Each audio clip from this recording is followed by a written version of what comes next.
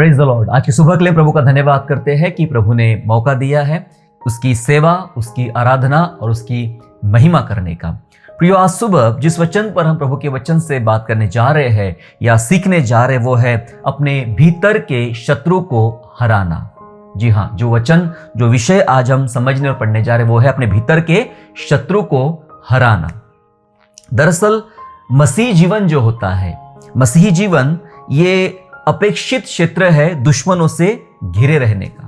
जी, अपेक्षित है, अपेक्षा की जा सकती है मसीह जीवन में कि हम लगातार दुश्मनों से या शत्रुओं से हम लोग घिरे रहे, क्योंकि मसीह जीवन में हमें यही सिखाया गया है कि जब हम यीशु के साथ चलते हैं, यीशु मसीह की सेवा करते हैं, तो बहुत सारे शत्रु, बहुत सारे दुश्मन, विभिन्न प्रकार की शक्तियां हमारा पीछा करती है और हमें सताने के लिए, हमें परेशान करने के लिए और हमें पीड़ित करने के लिए वो पूरा प्रयास करती है। इसलिए मैंने कहा कि ये मसीह जीवन का अपेक्षित क्षेत्र है दुश्मनों से घिरे रहना। हम दुश्मनों से घिरे रहते हैं कई बार मेरे प्यारों। वैसे दो मुख्य शत्रु होते हैं हमारे, दो मुख्य शत्रु होते हैं और दो मुख्य शत्रु वो है, एक होता है बाहरी और एक होता है भीतरी। एक बाहरी शत्रु होता है, एक भीतरी शत्रु होता है। दरअसल ये बाहरी भीतरी के पीछे जो मुख्य सोर्स है, मुख्य काम करने वाला जो शत्रु है, जिसका नाम शैतान है। जी हाँ, चाहे वो बाहर से काम करे या भीतर से काम करे, वो मुख्य शैतान है, हमें ये जानना है। पर इसके स्वरूप या इसके दो भागों में बांट दिया हमने, बाहरी और भीतरी शत्रु को समझने के लिए। बाहरी शत्रु वो होते हैं मेरे प्यारों, जो बाहरी तौर पर आपको दिखाई पड़ते हैं और आप उनको सुनते हो, आप उनको देख सकते हो, आप उनको महसूस कर सकते हो और आप उनके कामों को जानते हो। जो बुरा व्यवहार, बुरे काम और बुरी चीजें वो कर रहे हैं और आपके खिलाफ काम कर रहे हैं, ये सब बातों को आप देख सकते हो, आप समझ सकते हो। हो सकता है वो बाहरी शत्रु वो है जो आपके शरीर को घात करने का प्रयास कर रहा है, बाहरी शत्रु वो है जो आपके सेवकाई को नाश करने का प्रयास कर रहा है, बाहरी शत्रु वो है जो आपके परिवार को उद्ध्वस्त करने का प्रयास कर रहा है या आपके जीवन को खराब करने का, नष्ट करने का प्रयास कर रहा है। ऐसे बहुत सारे शत्रु को हम अपनी आंखों से, अपने कानों से सुन सकते और देख सकते, वो बाहरी होते हैं। लेकिन भीतरी शत्रु वो होता है जो दिखाई नहीं पड़ता है। जी हाँ, भीतरी शत्रु दिखाई नहीं पड़ता है और उसका एक नाम रखना मुश्किल हो जाता है, उसका क्षेत्र ढूंढना मुश्किल हो जाता है, उसका सोर्स ढूंढना कई बार मुश्किल हो जाता है। वो भीतर है और भीतरी क्षेत्र में होकर वो भीतरी वार करता है, भीतर से खोखला बनाता है, भीतर से आपको मुश्किलों में डालता है। जैसे कोई एक बहुत बड़े पेड़ में, विशाल पेड़ में एक छोटा सा कीड़ा प्रवेश करता है और पूरे पेड़ को अंदर से खोखला बना देता है। किसी को पता ही नहीं चलता कि ये 3 महीने में बीते, 6 महीने में बीते, 1 साल में ये पेड़ इतना विशाल जो लग रहा था अब इतना खोखला कैसे हो गया, अब ये मरने पर कैसे आ गया, टूटने पर कैसे आ गया। क्योंकि उसको बाहरी शक्तियों ने उस पर अटैक नहीं किया है। उस पेड़ को नाश करने के लिए उसके भीतर एक छोटा कीड़ा आता है और उस कीड़े ने उसको बर्बाद कर दिया है, उस कीड़े ने उसको नाश कर दिया है। सो ये भीतरी शत्रु बहुत ही मुश्किल होता है मेरे प्यारों।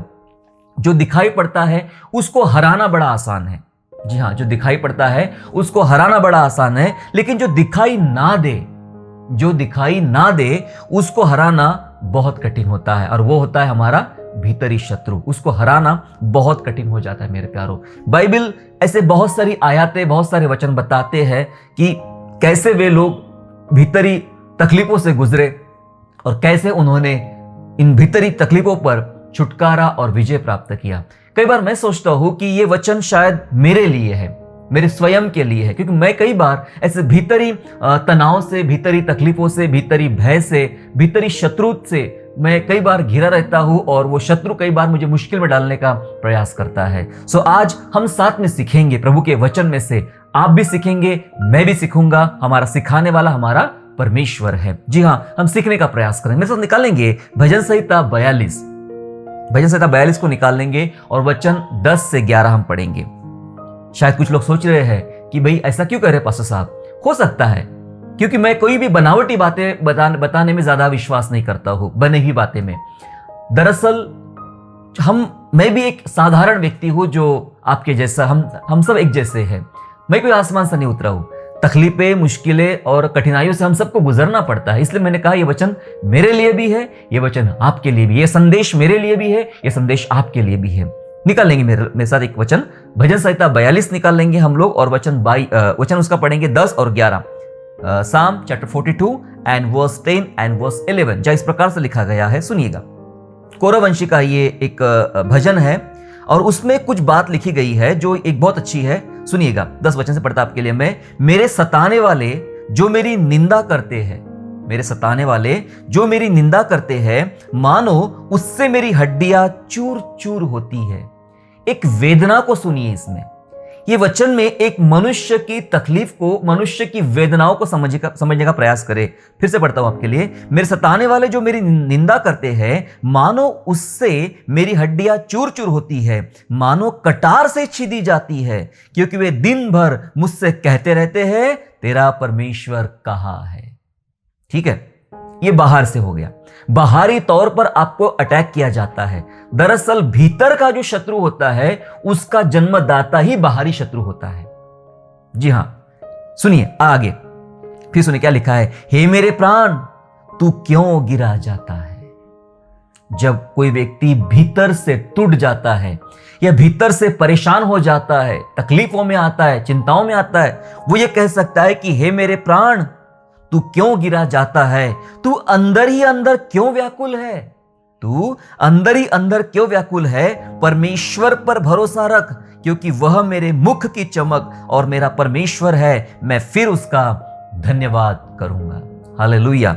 वचन कहता है, हे मेरे प्राण, तू क्यों गिरा जाता है, अंदर ही अंदर क्यों व्याकुल है। ये कोरह वंशी का जो भजन है, मुश्किल है, ये बता रहा है हमें कि कई बार हमें हमारे भीतरी शत्रु से, भीतरी तकलीफों से हमें लड़ना पड़ता है और हमारा प्राण अंदर ही अंदर गिरा जाता है, अंदर ही अंदर व्याकुल हो जाता है। उसकी वजह ऊपर बताई गई ना। वजह ये थी कि सताने वाले कह रहे हैं, निंदा कर रहे हैं, मेरी हड्डियां उनसे चूर चूर हो गई, मानो कटार से, है ना, किसी चाकू से वो आपके ऊपर वार कर रहे हैं और आप पर एक अत्याचार करते हैं और आप पे आपके विश्वास की परख करते हैं कि तेरा परमेश्वर कहाँ है। शैतान कई बार ऐसे हथकंडों का इस्तेमाल करता है, ऐसे शस्त्रों का इस्तेमाल करता है, हमारे विरोध में कई सारे लोग खड़े कर देता है। फिर वो आपके परिवार के हो, आपके बाहरी हो, आपके जान पहचान के हो, आपके कलीसिया को, कहीं के भी हो सकते हैं।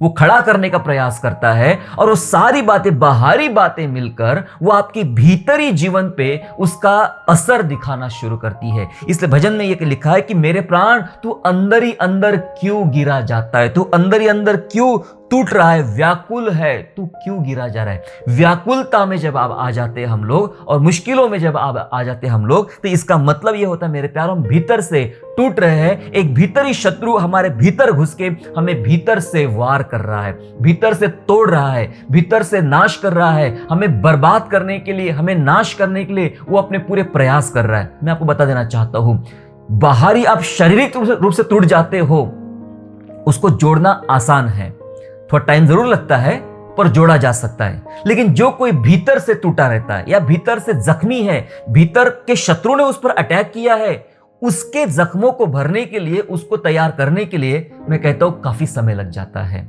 कभी कभी तो बहुत सारे लोग डिप्रेशन में चले जाते हैं, ऐसे हालातों में चले जाते हैं कि साइकेट्रिस्ट को बुलाओ, ये करो वो करो, लेकिन कुछ भी उसका फायदा होता नहीं है और उनका जीवन नरक के जैसा बन जाता है मेरे प्यारों। इसलिए बहुत जरूरी है विश्वासियों को समझना, मुझे समझना और आपको समझना कि भीतरी शत्रुओं को हराना पड़ेगा। बाइबल सिखा रही है कि भीतर में ऐसे शत्रु आपको तोड़ देते हैं और आपको व्याकुल कर देते हैं। कई बार तो ऐसा होता है, अय्यूब की पुस्तक कहती है कि कई बार ऐसा भी होता है कि हम अपने दुख का कारण खुद होते हैं। जी हां, अपने दुख का कारण हम खुद होते हैं। अय्यूब की पुस्तक ऐसी कहती है, मेरे साथ निकालेंगे अय्यूब 14 और वचन 22। अय्यूब 14 और वचन 22, जोब चैप्टर 14 एंड वर्स 22, जहां ऐसा लिखा है, केवल अपने ही कारण उसकी देह को दुख होता है और अपने ही कारण उसका प्राण अंदर ही अंदर शोकित रहता है। कौन जिम्मेदार है? मनुष्य के विषय में लिखा गया कि अपने ही कारण उसकी देह को दुख होता है और अपने ही कारण उसका प्राण अंदर ही अंदर शोकित रहता है। कौन जिम्मेदार है? कहीं ना कहीं हम स्वयं जिम्मेदार होते हैं इन सारे भीतरी शत्रु को पनपने देने के लिए। देखो, जब तक भीतरी शत्रु जो होता है, कोई भी वस्तु जो होती है या कोई भी जंतु होते हैं या कोई विषाणु होते हैं, वे तभी पनपते हैं, तभी जीवित रहते जब उनका पोषण उनको मिलता है। ठीक है, उनका पोषण उनको मिलता है। चाहे आप घर की बात कर लीजिए, घर के अंदर की बात कर लीजिए, अगर आपके घर में चूहे हैं तो इसका मतलब है कि आपके घर में उनके पोषक चीजें बहुत ज्यादा फैली हुई है और वो उन्हें आकर्षित कर रही है। आपके घर में अगर चूहे हैं ज्यादा है तो, आपके घर में बहुत ज्यादा चींटियां ज्यादा है तो आसपास शक्कर या मिठाई या ऐसे कोई खाद्य पदार्थ गिरे हुए हैं जो उनको बार बार उनकी संख्या को बढ़ा रहे हैं। जी हाँ, पोषक चीजें उनको मिल रही है, इसलिए वे संख्या में बढ़ रहे हैं, इसलिए वे ताकत में बढ़ रहे हैं। हमारे भीतर में जो शत्रु प्रवेश करना चाहता, उसका शुरुआत बाहर से ही होती है, लेकिन जब वो भीतर प्रवेश करता है और भीतर बहुत जल्दी वो मरता नहीं है, बहुत जल्दी खत्म नहीं होता है, बहुत जल्दी निकलता नहीं है, इसका मतलब यह है कि उसे कुछ ना कुछ पोषक चीजें मिल रही है, इसलिए वो शक्तिशाली बन रहा है और ज्यादा आयु ले रहा है, अपने दुष्टता की ज्यादा आयु ले रहा है। वचन कह रहा है मनुष्य अपने ही कारण अपनी देह का दुख होता है ना, केवल अपने ही कारण उसकी देह को दुख होता है और अपने ही कारण उसका प्राण अंदर ही अंदर शोकित होता है। ये उस बात की तरफ हमें ले जा रहा मेरे प्यारो। अपने कारण का मतलब क्या है? कई बार अपने दुखों के लिए हम स्वयं इसलिए जिम्मेदार होते हैं क्योंकि हमारी नजरें परमेश्वर पर कम है और हमारी नजरें खुद पर ज्यादा होती है। हमारी नजरें परमेश्वर के विचारधाराओं पर, परमेश्वर के आश्चर्य कर्मों पर और परमेश्वर के वचन पर कम होती है और स्वयं की ताकत पर, स्वयं की शक्ति पर, स्वयं के विचारधारा पे बहुत ज्यादा होती है। इस कारण हम खुद अपने दुख का कारण बनते हैं और इस कारण खुद हम अंदर ही अंदर शोकित होते रहते हैं। ऐसे परिस्थिति में, ऐसे हालातों में जब ये भीतरी शत्रु पनप रहा है तो इसको निकाले कैसे, इसको हराए कैसे? मैं जानता हूं कि ऐसे हालात से मेरे बहुत सारे बहन भाई गुजर रहे हैं। मैं भी कई बार ऐसे हालात से गुजरता हूं, लेकिन मैं इतना जानता हूं, जब तक वचन आपके पास में है, वचन का एक प्रभाव आपके पास में, वचन की सामर्थ आपके पास में है, शत्रु चाहे 4 दिन, 10 दिन, 15 दिन, 20 दिन बढ़ने का प्रयास करेगा, 21वें दिन में तो गिराया जाएगा, 22वें दिन में तो गिराया जाएगा। वचन कहता है धर्मी 7 बार गिरेगा। ऐसा नहीं लिखा कि कभी भी नहीं गिरेगा। वचन का धर्मी 7 बार गिरेगा और उठ भी खड़ा होगा। उसके लिए उठने का रास्ता है और वही रास्ता आज परमेश्वर के वचन में से आज हम समझने और आज हम पढ़ने जा रहे हैं। क्या करना चाहिए ऐसे हालात में? सबसे पहला काम करना चाहिए, अपनी आप को डर से बाहर रखें। जी हां, भय। अपने आप को भय से बाहर रखे, डर से बाहर रखे। बहुत सारी समस्याओं का जो कारण मैंने समझा हूं या बीमारियों का या तकलीफों का कारण समझा हूं, और वो होता है भय, डर। डर आपको कई बार जीने नहीं देता है और डर आपको कई बार मरने भी नहीं देता है। जी हाँ, डर बहुत बड़ी समस्या है, डर। और हम सांसारिक बातों का डर लेके बैठ जाते हैं, बहुत सारी चीजों का डर लेके बैठ जाते हैं, जबकि हम ये कई बार भूल जाते हैं कि प्रभु यीशु मसीह ने परमेश्वर के वचन में बार बार, साल के जितने दिन होते उतने दिन के लिए, प्रतिदिन के लिए एक वचन है बाइबल में, मत डर। प्रतिदिन के लिए वचन है बाइबल में, मत डर। उसके बावजूद भी हम डरते हैं। यह हमारा मनुष्य का स्वभाव हमें बहुत ज्यादा प्रभावित करता है कि तू डर, तुझे डरना चाहिए। अगर तू डरेगा नहीं तो तेरा कैसा होगा, तेरे परिवार का क्या होगा, तेरे जीवन का क्या होगा, तेरे व्यक्तिगत कामों का क्या होगा, तेरे कलीसिया का क्या होगा, तेरे सेवकाई का क्या होगा, तेरे कामों का क्या होगा। बहुत सारी परिस्थिति आपको डराना चाहती है। जब आप वहां नहीं डरते हो तो बाहरी शक्ति आपको डराना चाहती है, जैसे कि आपको बीमार कर देना, आपको कमजोर कर देना, आपके लाइफ में कुछ ऐसी चीजें पैदा कर देना जिसमें से आप कभी निकल ही नहीं सकते हो, या आप ढूंढने चले जाते हो और उसका ढूंढ भी नहीं सकते हो। कई बार ऐसा होता है। इसलिए अपने आप को डर से बाहर रखना बहुत जरूरी है। प्रभु यीशु ने सिखाया मत्ती 10 उसके 28 में, मैथ्यू चैप्टर 10 एंड वर्स 28 में ऐसा सिखाया प्रभु यीशु मसीह ने, जो शरीर को घात करते हैं पर आत्मा को घात नहीं कर सकते हैं, उनसे मत डरना। ये कौन है? जो शरीर को घात कर सकते हैं, आत्मा को घात नहीं कर सकते, उनसे डरने की जरूरत नहीं है। ऐसा यीशु मसीह ने सिखाया है। शरीर को घात, बीमारियां शरीर को घात करने का प्रयास करती है। आपके बाहरी शत्रु आपके शरीर को नाश करने का प्रयास कर सकते हैं। आपकी बाहरी परिस्थितियां आपके बाहरी जीवन को नाश करने का प्रयास कर सकते, शरीर को किसी ना किसी रूप से शरीर को नाश करने का प्रयास कर सकती है। चिंताओं की वजह से लोगों के चेहरे पे झुर्रियां आ जाती है। चिंताओं की वजह से ब्लड प्रेशर डाउन या बढ़ जाता है। चिंता या तकलीफों की वजह से लोगों के हार्ट की समस्या हो जाती है और बहुत अलग अलग समस्या हो जाती है। यहां लिखा है वचन में, जो शरीर को घात करते पर आत्मा को घात नहीं कर सकते, उनसे मत डरना, पर उसी से डरो। किससे? जो आत्मा और शरीर दोनों को नरक में नाश कर सकता है, और वो है परमेश्वर। हालेलुया। आत्मा को भी नाश कर सकता है और शरीर को भी। बाहरी शक्तियां, बाहरी बातें, इवन शैतान की बात भी कर लूं मैं, तो वो सिर्फ आपके शरीर को नाश करने का प्रयास करता है, लेकिन यदि आपकी आत्मा यीशु के द्वारा बचाई जा चुकी है तो उसको वो नाश नहीं कर सकता।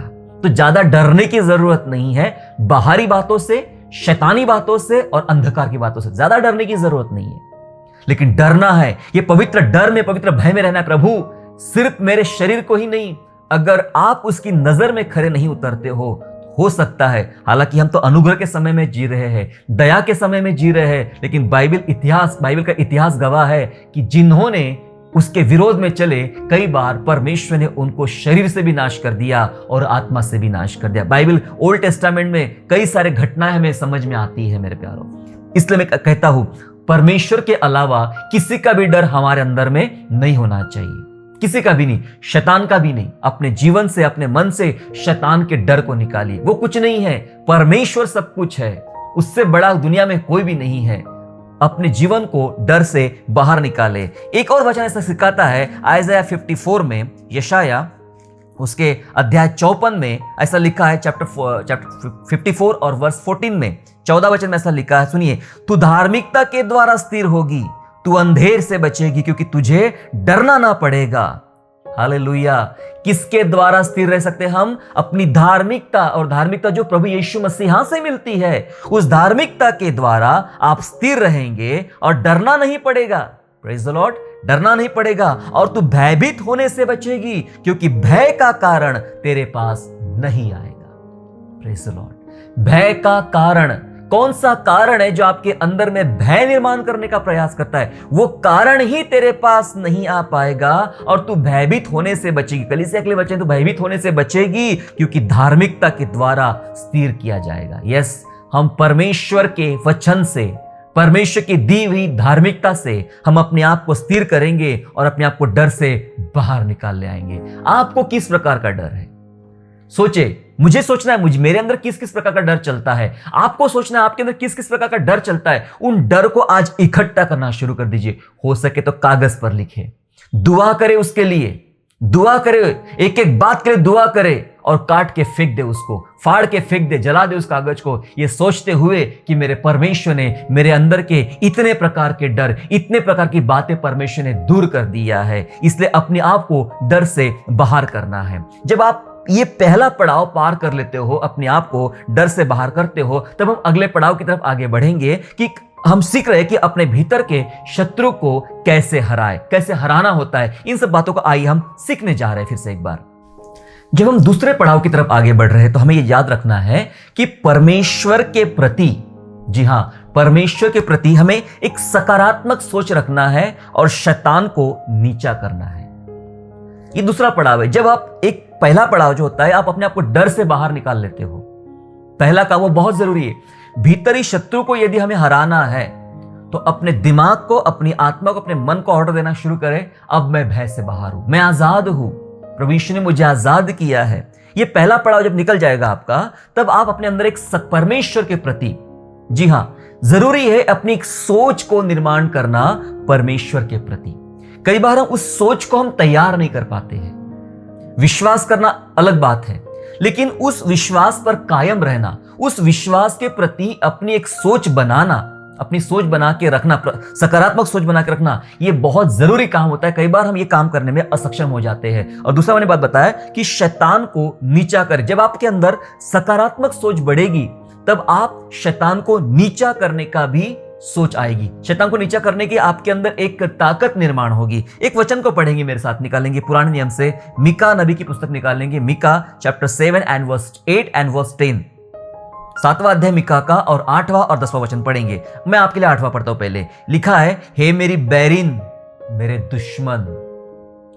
अपने दुश्मन से बात करें। कौन है आपका दुश्मन? बीमारी, शैतान, समस्या, कंगाली, निराशा, कौन है कमजोरी? उस बैरिन से, उस दुश्मन से बात करे, है मेरी बैरिन मतलब मेरे दुश्मन, मुझ पर आनंद मत कर, क्योंकि वो यही चाहता है आप पर आनंद करे। मुझ पर आनंद मत कर, क्योंकि जो ही मैं गिरूंगा त्यों ही मैं उठूंगा, और जो ही मैं अंधकार में पड़ूंगा त्यों ही यहोवा मेरे लिए ज्योति का काम देगा। मतलब मैं गिरूंगा भी, यूं गिरूंगा और यूं निकाला जाऊंगा। अगर मैं अंधकार में पड़ भी गया, गिर भी गया, तो मेरा परमेश्वर जो ज्योति है वो मुझे निकालेगा और मेरे लिए ज्योति का काम देगा। इसलिए ज्यादा मुझ पर खुश मत हो।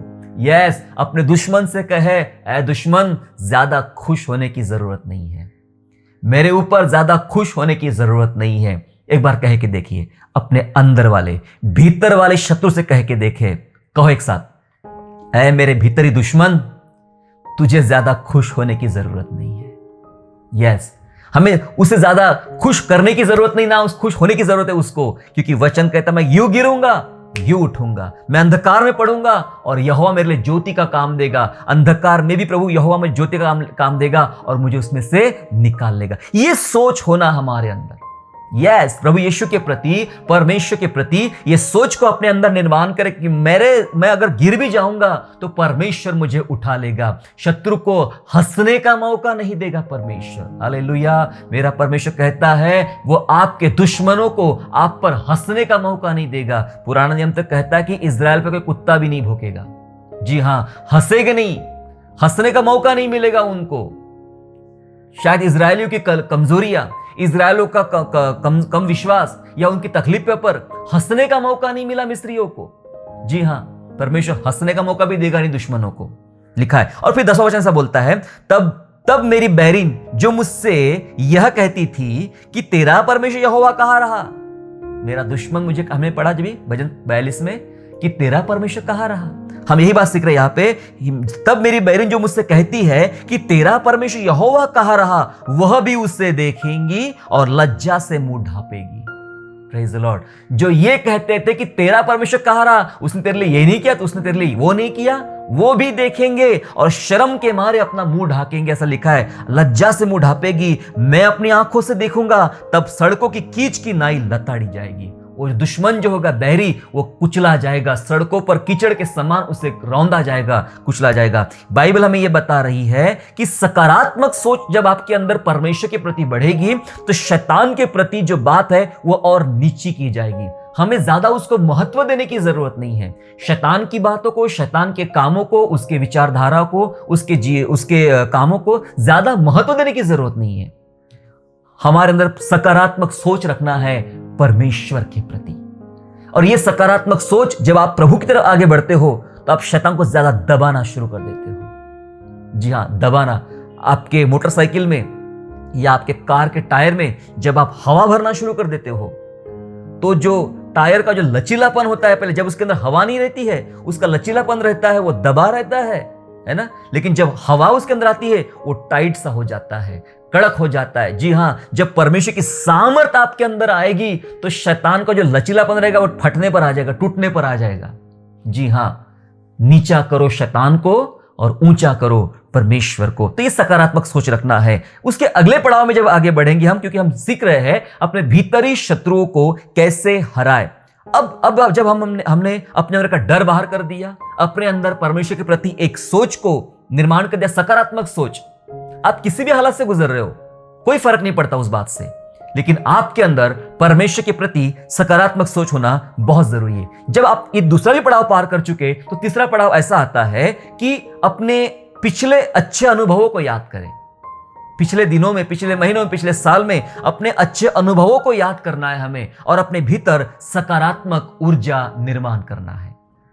ऊर्जा कैसे निर्माण होगी? जब आप अपने पिछले अच्छे अनुभवों को याद करोगे जो परमेश्वर ने आपके साथ किए हैं। स्मरण करो 2 महीना पहले क्या हुआ था, 3 महीना पहले क्या हुआ था। बहुत सारे लोग होंगे मेरे भाई बहन ऐसे जिनको कोविड से गुजरना पड़ा। हमारे देश में, दुनिया में ये कोविड बीमारी फैली थी और आपको उसमें से गुजरना पड़ा और कई सारे लोग इसमें से भी बाहर निकल कर आ गए। इसी दौरान बहुत सारे लोग भयंकर बीमारी में गिरे, उसमें से भी निकल कर आ गए। भयंकर परिस्थिति में गिरे, उसमें से बाहर निकल कर आ गए। और बहुत बड़ी बड़ी चीजें आपने इससे पहले 2 साल पहले, 5 साल पहले, 10 साल पहले देखी होंगी कि हालात बड़े कठिन थे, मुश्किलों का दौर था, लेकिन कैसा परमेश्वर उसमें से आपको बाहर निकाला। उन अनुभवों को भूल मत जाना। मैं आपको बताना चाहता हूं, ऐसा प्रभु इसलिए आपके साथ करता है ताकि इन घटनाओं को, इन गवाहियों को आपके लिए एक एनर्जेटिक बना के रखे, एनर्जी एक बूस्टर बना के रखे आपके लिए। जी हां, ये एनर्जी बूस्टर है। वो पिछला अच्छा अनुभव आपके भीतरी जीवन के लिए आज के एक एनर्जेटिक वाला बूस्टर है आपके लिए, एनर्जी बूस्टर है आपके लिए। उसको लेके रहिए, पिछले अनुभवों को, अच्छे अनुभव को याद करें और उस याद करते करते अपने अंदर भीतरी सकारात्मक ऊर्जा को निर्माण करें। इसका मतलब यह है मेरे प्यारो कि जब हम याद करते, यस मैं पढ़ा था, मेरी गवाही आप सबने सुनी है, अप्रैल 2021 के अप्रैल में क्या हुआ था, है ना, ये बहुत सारे लोगों को पता है। मैं उस घटना को याद करता हूं तो मैं ये समझता हूं कि कैसा परमेश्वर ने चमत्कार किया, और उस अच्छे अनुभव को आज मुझे याद करना है, और वो मेरे लिए बूस्टर बनेगा। जब प्रभु मुझे उस हालात से निकाल सकता है तो मेरा परमेश्वर, जो ये सिचुएशन चल रही है, इस हालात से भी मेरा परमेश्वर मुझे निकाल सकता है, क्योंकि वचन ऐसा कहता है, भजन संहिता उसका 105 और वचन 5 ऐसा कहता है, साम 105 एंड वर्स 5 ऐसा कहता है, उसके किए हुए आश्चर्य कर्म स्मरण करो और उसके चमत्कार और निर्णय स्मरण करो। क्या याद करना है? उसके किए हुए आश्चर्य कर्मों को याद करना है, उसके चमत्कार और उसने जो फैसले आपके जीवन के लिए लिए हैं, उसने जो निर्णय आपके जीवन के लिए लिए हैं, उसको याद करना है। और याद करके अपने अंदर एक सकारात्मक ऊर्जा निर्माण करे। तब क्या होगा? ये भीतरी जो शत्रु बैठा है उसको पोषण मिलना कम हो जाएगा। क्या होता है जब आप डरते हो तो उसको पोषण मिल रहा है, वो मजबूत हो रहा है। आपका भीतरी दुश्मन, जब आप डर रहे हो संसारी बातों से, बहुत सारी बातों से डर रहे हो और प्रभु से नहीं डरते हो, तो वो उसको पोषण मिल रहा है, वो मजबूत हो रहा है। जी हां, जब आप सकारात्मक सोच रखते हो तब वो घटता है। प्रभु के प्रति सकारात्मक सोच रखते हो तो शैतान कमजोर पड़ना शुरू हो जाता है। जब आप डर से बाहर आते हो वो कमजोर पड़ना शुरू हो जाता है। जब आप पिछले अनुभवों को लेते हो, याद करते हो, तो वो कमजोर पड़ना शुरू हो जाता है। ये तरीके मेरे प्यारो, उसको चुन चुन के मारने के ये तरीके हैं। वचन कहता है कि श्रेष्ठ गीत में लिखा है कि दाख की बारियों को जो लोमड़ियां, छोटी छोटी लोमड़ियां बिगाड़ रही है, उसको पकड़ के मारो, है ना, उसे पकड़ लो, क्योंकि तुम्हारे दाग की बारी में फल लगे हुए हैं। जी हां, हमें अपने उन अच्छे अनुभव को याद करना है और अपने अंदर सकारात्मक ऊर्जा का निर्माण करना है। तो भीतरी शत्रु जो आपको डराना चाह रहा है, आपको कमजोर करना चाह रहा है, वो कमजोर पड़ना शुरू हो जाएगा और अंत में हमेशा के लिए खलास करना है, नाश करना है उसको। एक वचन में आपको साथ बांटना चाहता हूं, क्या करना है? भावनाओं पर विजय पाना है। सबसे जो ज्यादा असर ये शत्रु का होता है और वो होती है भावना। भावनाओं पर विजय पाना ही भीतरी शत्रु को हराना है। भावना बहुत जरूरी है। मेरे साथ एक वचन निकालेंगे, 2 कुरिन्थियों 10वां अध्याय वचन 4 और वचन 5, 2 Corinthians chapter 10 and verse 4 and verse 5, जहां ऐसा लिखा है, क्योंकि हमारी लड़ाई के हथियार शारीरिक नहीं है, पर गढ़ों को ढा देने के लिए परमेश्वर के द्वारा सामर्थी है। पहले पहचानना है कि मेरे पास कौन से हथियार है।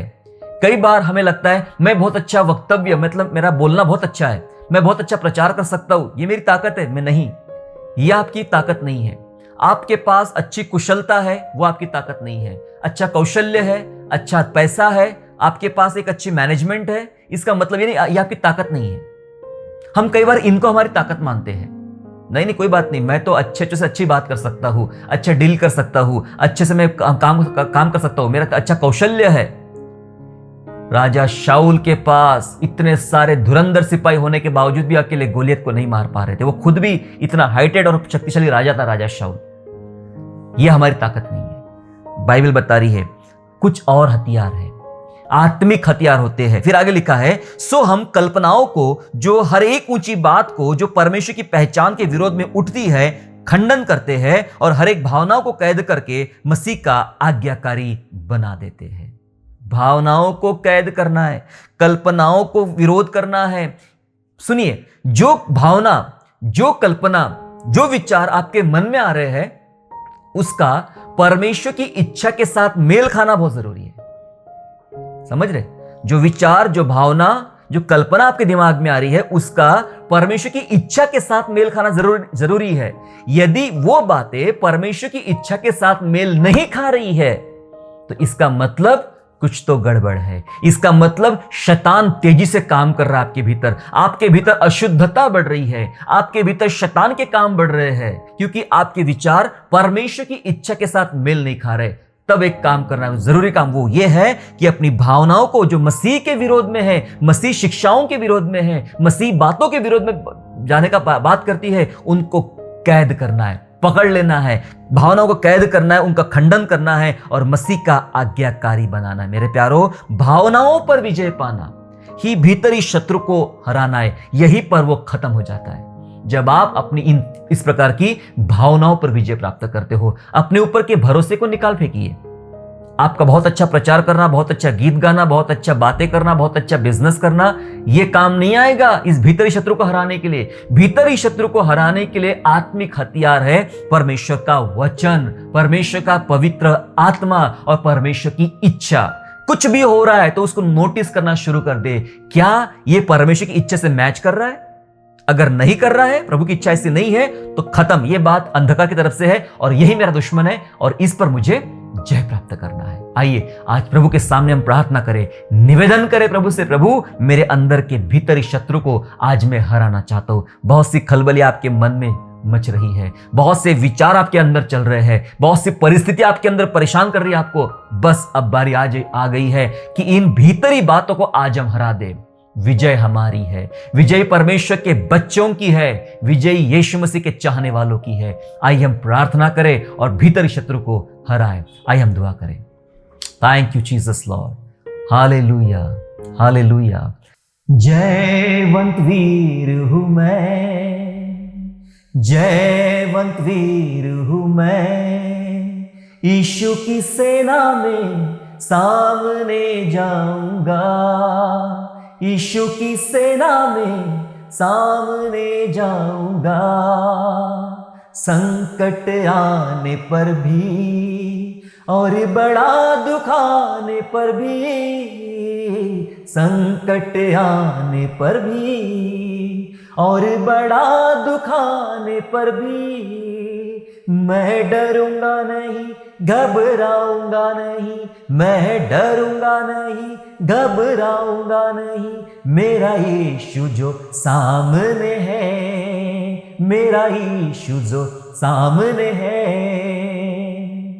यस लॉर्ड, हम विश्वास करते कि जयवंत वीर हूं मैं, यीशु मसीह की सेवा करते हुए और यीशु का वचन प्रचार करते हुए, यीशु के वचनों पर चलते हुए मैं जयवंत वीर बन जाता हूं। हम धन्यवाद करते पिता, आज आपके सन्मुख आते प्रभु जी और हम दुआ करते, जो भीतरी शत्रु हमें हमेशा डराने का, धमकाने का और नाश करने का प्रयास करता है, उसकी आज सारी योजनाओं को, सारी तमन्नाओं को यीशु मसीह के नाम से खदेड़ते हैं, यीशु के नाम से हम खदेड़ते हैं। मैं दुआ करता यीशु राजा, मेरे लिए, मेरे तमाम भाई बहनों के लिए पिता परमेश्वर, जो भावनात्मक रूप से कैद हो चुके हैं पिता, इन भावुक चीजों को आज हम तोड़ते यीशु मसीह के नाम से। हर प्रकार का डर, हर प्रकार का भय जो शैतान ने, संसार ने हमारे जीवन में भरा है, उसको यीशु मसीह के नाम से हम निकाल फेंक देते हैं। हम सकारात्मक सोच रखते हैं कि यीशु मेरे साथ है तो मेरी बैरिन, तेरी विजय नहीं होगी, तुझे हंसने का मौका नहीं मिलेगा, तू कुचला जाएगा शैतान। हालेलुया। प्रभु हम विश्वास करते हैं हमारे परमेश्वर के ऊपर में कि उन अच्छे अनुभव को हम याद करते पिता, जो आपने